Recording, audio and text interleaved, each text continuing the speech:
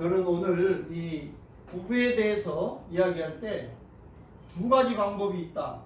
우리가 하나님께 기도할 때 기도가 막히는 방법이 있고 우유와 평강의 열매를 맺는 방법이 있어요. 근데 이 두 가지 중에 내가 무엇을 선택하면서 할 것인가, 그것은 전적으로 내가 선택하는 거예요. 다른 사람이 선택해 주지 않아요. 여러분, MBC에서 하는 결혼지옥이라는 프로그램인데 여기에 나온 아내가 그렇게 말했어요. 우리 남편은 나하고 한 번도 상의를 안 해. 무슨 일을 할 때, 또 뭐 돈을 쓰거나 그런 일도 물론이지만 한 번도 자기하고 상의를 안 한 것이 이 부인은 굉장히 마음속으로 섭섭했어요. 근데 그러니까 그 남편에게 물어봤어요. 아니 도대체 왜 결혼해서 같이 살면서 부인과 상의를 안 합니까? 그러니까 이 남편이 하는 말이 모릅니다. 우리 아내는 경제에 대해서, 돈에 대해서 더 몰라요. 여러분, 이 남편의 말이 맞나요? 응? 얼른 들으면 맞는 것 같아요. 그런데 여러분, 이 땅에 태어나면서 모든 것을 다 알고 태어난 사람이 있을까요? 이 남자도 수많은 일을 통해서 그걸 배웠어요. 그러니까 아내가 모르면 가르쳐줘야지. 정말 자기가 먼저 안다면. 우리가 뭐든지 그렇지만 먼저 아는 사람은 모르는 사람을 가르쳐줘야 돼요. 특별히 그게 내 아내이거나 내 남편인 경우는 더욱더 그래요. 잘 가르쳐줘서 그걸 가지고 의논해야 돼요. 특별히 돈 문제는 반드시 의논을 해야 되는데 이 남편은 아내와 한 번도 의논을 하지 않았다는 거예요. 혹시 이 설교를 듣는 여러분 가운데 배우자가 혹시 모르는 사람이 있으면 내가 그걸 가르쳐줘야 되겠구나, 그렇게 마음먹기 바랍니다. 이 남자는 베트남에서 대단지 부동산을 개발하는 그곳에 식당을 하면 6개월만 투자하면 50%의 이익이 남는다는 말에 혹해가지고 자기도 돈 없는데, 그것도 한국도 아니고 가서 확인도 할 수 없는 저 베트남에 있다가 한다는데 그 말에 넘어간 거예요. 근데 이 프로그램이 나와가지고 이 프로그램에서 재무 상담을 받아보도록 그렇게 했어요. 재무 담당자가 이 부부를 놓고 그렇게 이야기해요. 아니 무슨 50%가 남아요. 만약에 50%가 남는다면 자기들이 하지 그걸 당신한테 하라고 그러겠어요? 이 남편이 부인하고 모든 것을 의논 안 한다 그랬죠? 한 번도 의논을 안 하는 사람인데 이 남편은 3살 때 아버지가 돌아가셨어요. 그래가지고 엄마가 재혼을 했어요. 그 3살 때부터 할머니 집, 고모 집, 삼촌 집으로 또 돌아다녔어요. 그래가지고 이제 어른이 돼서 결혼을 했어요. 그래서 이 사람은 여러분 이 어린 시절에 특별히 부모의 사랑과 돌봄을 받지 못한 사람의 특징이 있는데 딱 2가지로 나타난다 그래요. 한 경우는 누가 무슨 말을 해도 안 믿는 경우예요. 누가 자기한테 잘해주고 막 그러면 이 사람이 나한테 또 뭘 빼내가려고, 나한테 뭘 얻어내려고 이 사람이 나한테 이렇게 잘해주지? 하면서 절대로 그 사람을 믿지 않는 경우가 있다 그래요. 근데 또 하나 경우가 있다 그래요. 그거는 뭐냐, 누가 자기한테 조금만 잘해주면 거기에 푹 빠져가지고 그냥 딱 달라붙어가지고 그 사람 말이 고지고대로 다 믿어버리는 거예요. 근데 이 남편은 그 2번째 경우에 해당하는 것 같아요. 그래서 어린 시절에 이 집 저 집을 떠돌아다니면서 우리가 한 가정에서 부모 밑에 자란 자녀들은 어때요?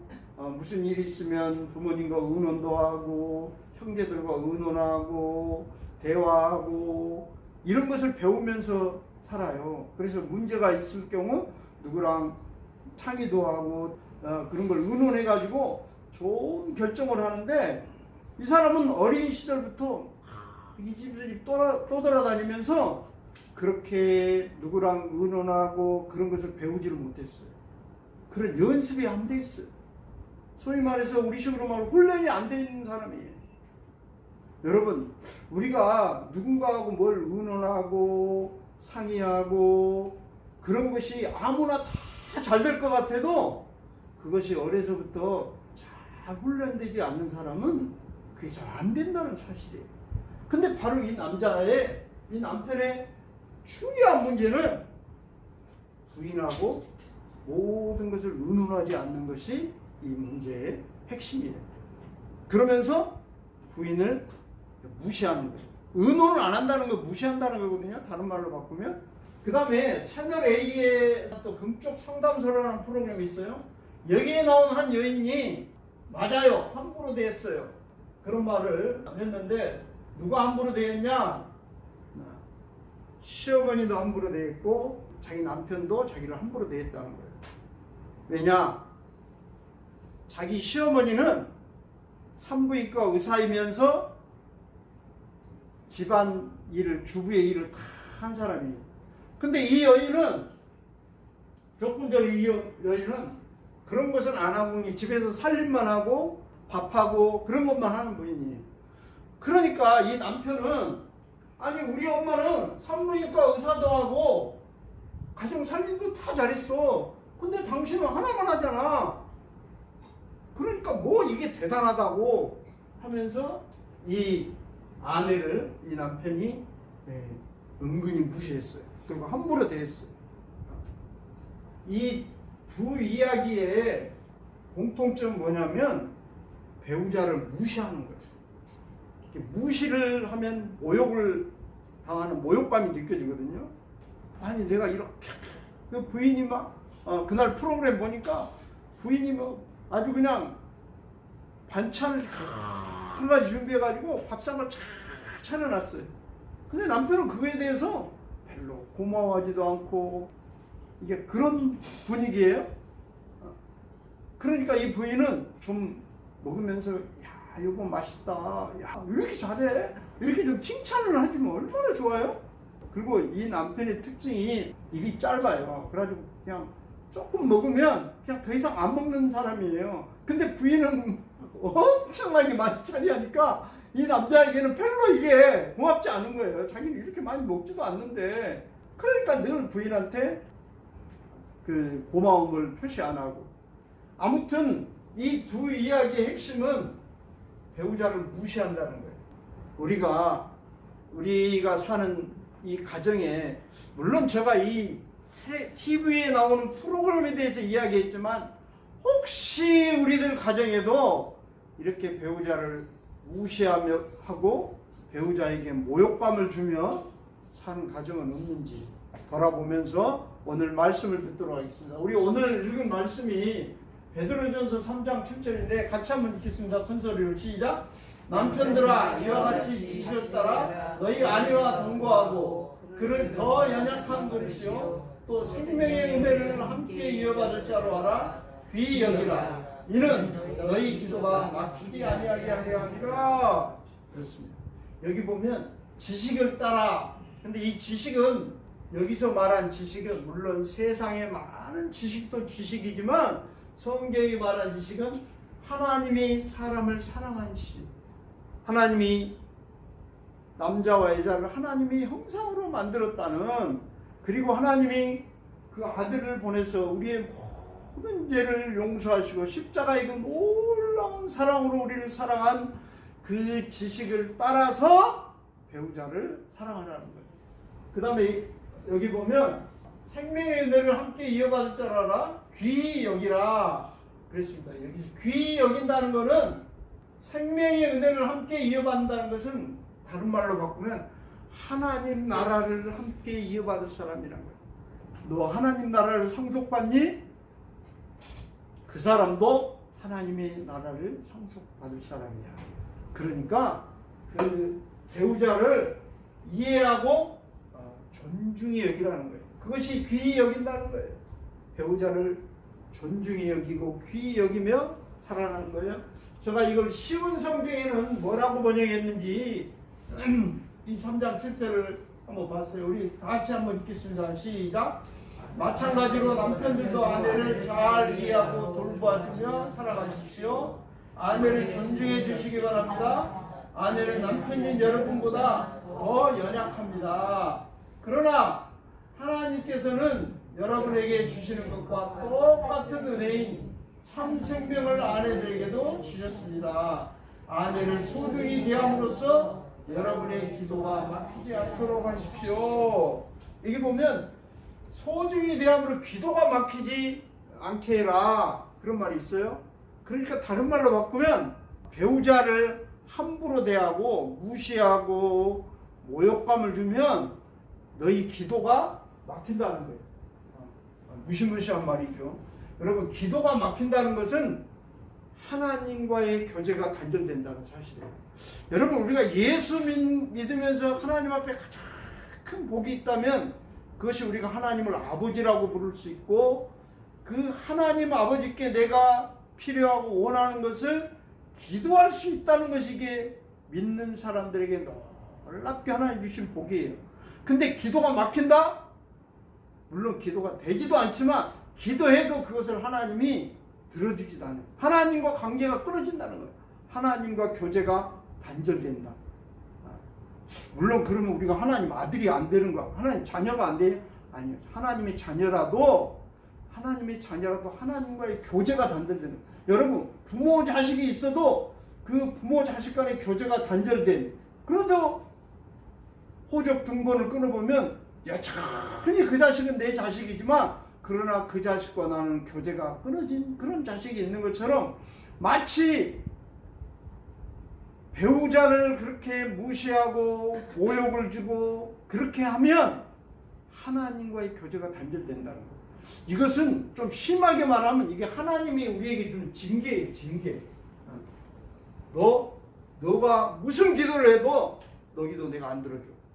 이거야말로 엄청난 하나님의 징계예요. 그럼 우리 어떻게 해야 돼요? 히브리서에 보면 같이 한번 읽겠습니다. 시작. 징계는 다 받는 것이거늘 너희에게 없으면 사생자여 친아들이 아니니라. 그러니까 징계가 없으면 오히려 친아들이 아니라는 거예요.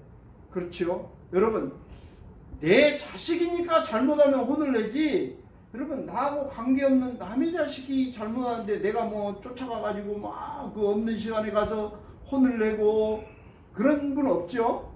그런 것처럼 우리가 잘못했을 때, 우리가 배우자를 무시하고 함부로 대하고 그럴 때 하나님의 징계가 있는데, 그것은 왜 그러냐? 너가 내 친자식이기 때문에 그렇다. 친딸이고 친아들이기 때문에 내가 징계하는 거야. 근데 그 징계를 얼른 듣고 깨닫고 회개하고 배우자에게 사과하고 관계를 다시 회복하면 어떤 일이 일어나겠어요? 자, 11절 한번 읽습니다. 시작. 무릇 징계가 당시에는 즐거워 보이지 않고 슬퍼 보이나 후에 그로 말미암아 연단을 받은 자들은 의와 평강의 열매를 맺느니라. 그렇습니다. 그 징계를 받고 내가 기도해도 하나님이 안 들어주시, 이렇게 내가 기도하는데 하나님이 안 들어주셔? 그러면 그때 내가 무슨 문제가 있지?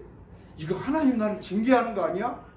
그리고 돌아보고 내가 혹시 내 배우자를 함부로 대하고 무시하고 모욕감을 주고 그러진 혹시 않았는지, 혹시 하나님이 나를 징계하는 거 아니야?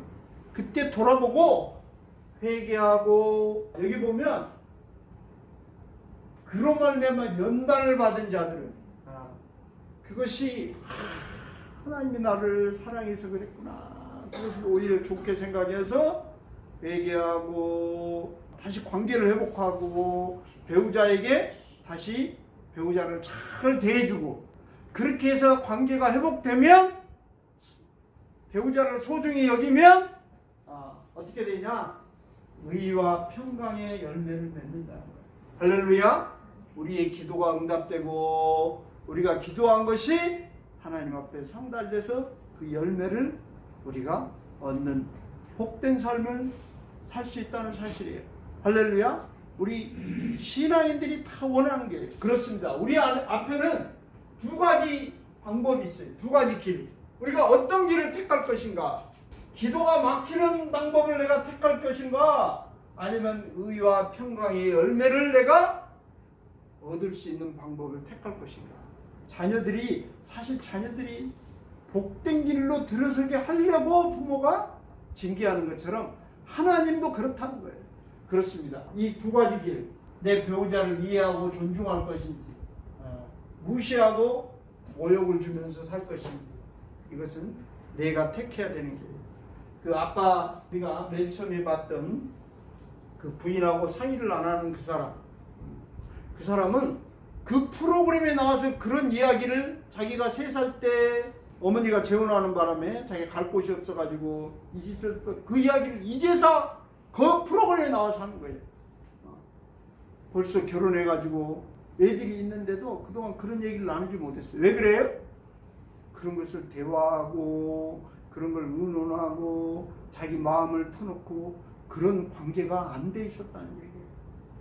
여러분이 프로그램을 다시 보게 하면 되지만 많은 이야기를 제가 생략했는데 아무튼 제일 중요한 건 뭐냐? 아내와 상의하지 않았다는 거예요. 그 모든 일을 솔직히 자기 마음을 그런 상처를 다 내놓고 이야기하고 그래서 의논하고 그랬으면 얼마나 좋았겠어요. 근데 하나도 의논하지 않고 누가 무슨 말하면 거기에 쏙 넘어가가지고 그렇게 엄청난 일을 저지르는. 그렇습니다. 아무튼 우리가 존중을 한다는 것은 그런 점에 상대방을 이해하는 거예요. 아, 이 사람이 왜 그렇구나. 아, 이 사람은 그래서 그렇구나. 아, 이 사람은 그래서 불안하게 생각하는구나. 아, 이 사람은 그래서 이걸 중요하게 여기는구나. 이것을 이해할 수 있는데 이게 이해가 안 되면 존중하지도 않지만 무시하고 아니 당신 왜 그래? 하면서 자꾸 싸우게 되고 그것 때문에 문제가 계속해서 생긴다는 사실이에요. 그렇습니다. 이 성경 본문을 한번 정말 배우자를 중히 여기며 살라는 이 본문 한번 읽고 설교를 마치러 가요. 자, 우리 오늘 읽은 말씀 한 번 더 읽습니다. 시작. 남편들아 이와 같이 지식을 따라 너희 아내와 동거하고 그를 더 연약한 그릇이요 또 생명의 은혜를 함께 이어받을 자로 하라. 귀히 여기라. 이는 너희 기도가 막히지 아니하게 하리라. 할렐루야. 여러분의 기도가 막히지 않고 하나님과 늘 관계가 그래서 여러분이 기도가 늘 하나님께 상달되고 기도의 응답을 받으면서 하는 그런 복을 누리시기를 주의 이름으로 축복합니다. 우리 오늘 찬송 304장으로 하나님께 영광 돌리겠습니다.